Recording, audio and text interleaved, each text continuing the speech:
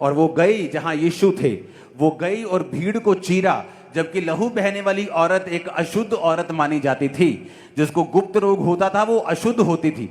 अशुद्ध औरत अगर किसी बंदे को छू ले तो उसकी बड़ी भयानक सजा थी, लेकिन उसने बिना किसी जान की परवाह किए रिस्क लिया और परमेश्वर को छुआ।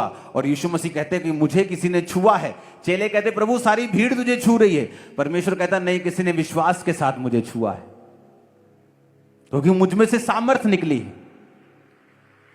सुनो मेरी बात,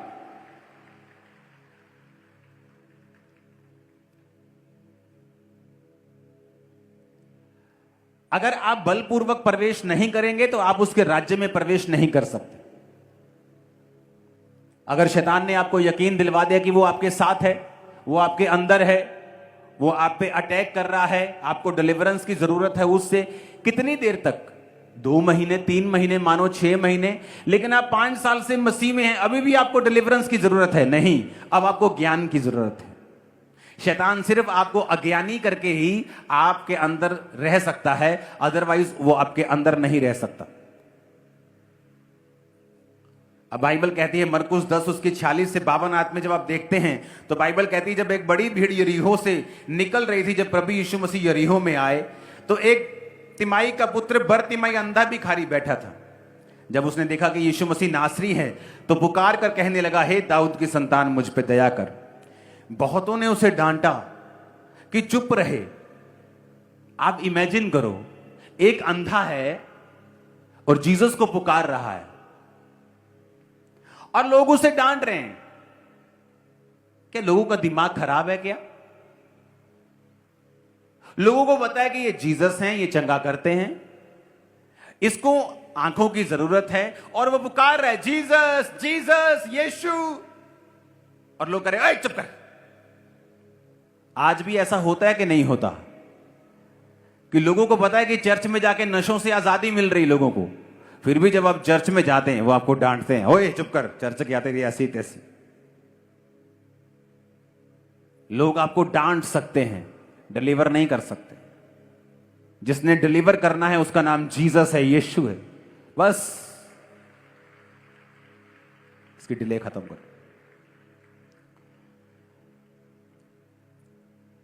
लिखा उसने पुकारना बंद नहीं किया, वो पुकारता रहा। यीशु ने ठहर कर कहा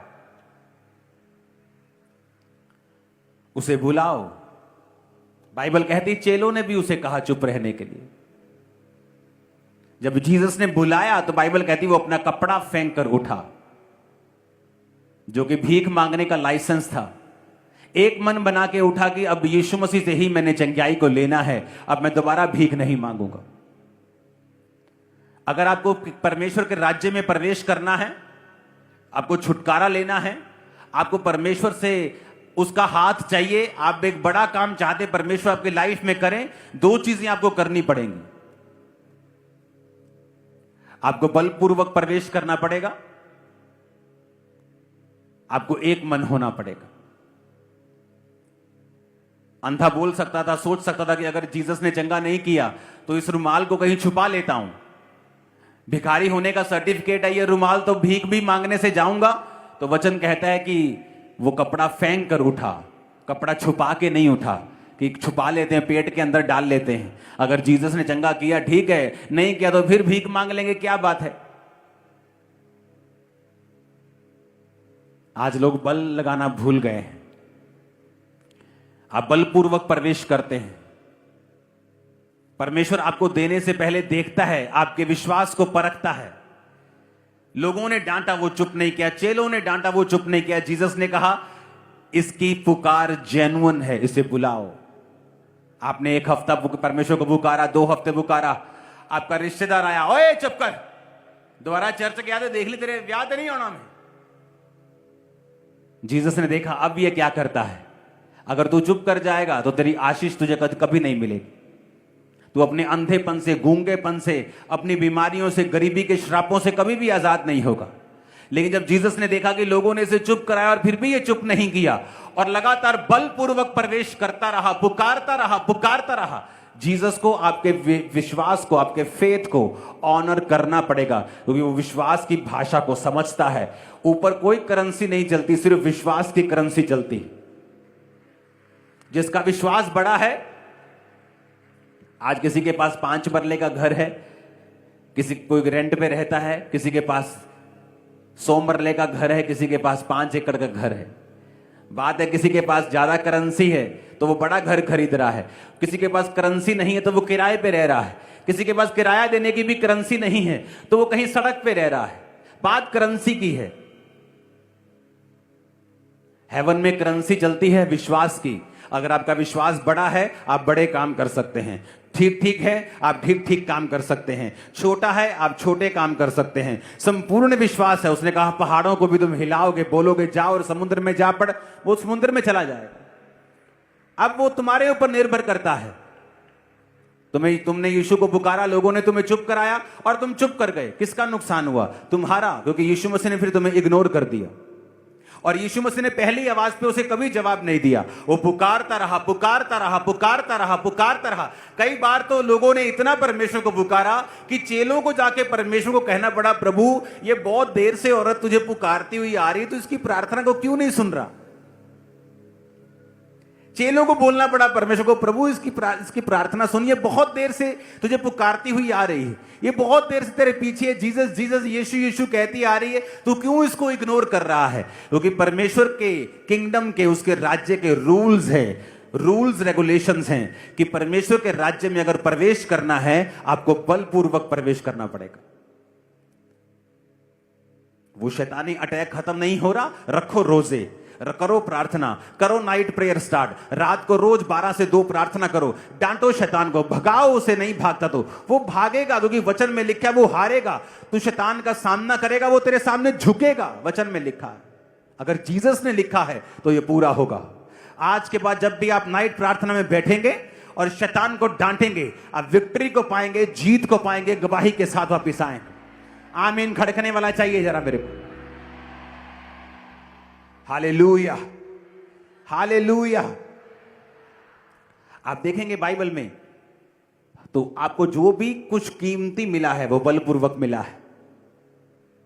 एलिया कहता अलीशा को, कहता चला जा, मुझे तेरी जरूरत नहीं है।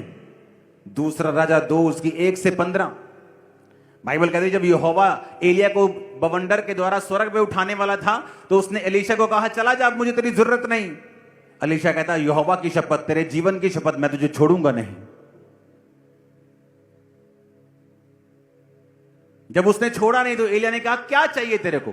कहता मुझे तेरी आत्मा का दुगना भाग चाहिए। वो उसका दुगना मसा नहीं मांग रहा, वो दुगना भाग मांग रहा है। पुराने समय में जब बच्चे होते थे, किसी के मान लो अगर 5 या 4 बच्चे हैं, तो आज के जमाने में अगर किसी के 4 बच्चे हैं तो प्रॉपर्टी में 25-25% सबको देता है। अगर अपना एक हिस्सा रखता तो 20-20% सबको देता है। 20% मेरा, 20-20% बच्चों का, 5 जन हो गए तो 100% हो गया। तो पुराने समय में जो सबसे बड़ा बच्चा होता था उसे दुगना मिलता था। यानी अगर 10 भाग होने हैं और सब बच्चों को 10-10 रुपए मिलने हैं तो बड़े बच्चे को 20 रुपए मिलते थे। अगर सबको 20-20 मिलने हैं तो बड़े बच्चे को 40 मिलते थे। तो एलिया क्या कर रहा था? एलिया उसको परख रहा था। और अलीशा क्या कर रहा था? वो ये दिखा रहा था कि मुझे दुगना भाग इसलिए चाहिए कि मैं ये क्लेम करता हूं कि मैं आत्मा में तेरा जेठा बच्चा हूं। जेठे के ऊपर ज्यादा जिम्मेवारियां होती हैं। कितने मेरी बात को समझ रहे हैं? जेठे के ऊपर सबसे ज्यादा जिम्मेवारियां होती हैं। तो जब बाइबल कहती है एलिया के दूसरे चेलों को पूछा गया और जब उन्होंने एलीशा को बताया कि तुझे पता है आज हमारा गुरु स्वर्ग में जाने वाला है जीवित, उनको मालूम था कि एलिया चढ़ने वाला है। एलीशा कहता ओए चुप करो, मेरे को पता है, चुप करो। क्यों? क्योंकि एलिया की आंखें जो थी वो फल पाने की ओर लगी थी कि मैं ये प्रूफ करूंगा कि आत्मा में मैं इसका जेठा बच्चा हूं और मुझे दुगना भाग चाहिए, दुगना अभिषेक चाहिए। जो दूसरों के पास है उससे दुगना हिस्सा मुझे चाहिए। और एलिया उसे परख रहा था कि अगर तुझे कुछ ऐसा चाहिए जो किसी के पास नहीं है, तुझे आत्मिक रूल्स को फॉलो करना पड़ेगा और तुझे बलपूर्वक प्रवेश करना पड़ेगा। वो उसको रिजेक्ट करता है, चला जा चला जा, कहता मैं नहीं जाऊंगा नहीं जाऊंगा, यहोवा की शपथ, तेरे जीवन की शपथ, मैं तुझे छोड़ के नहीं जाऊंगा। आप कुछ भी परमेश्वर से कीमती लेना चाहते हैं, आपको बलपूर्वक प्रवेश करना पड़ेगा, आराम से कभी नहीं मिलेगा। आपको अपना विश्वास दिखाना पड़ेगा।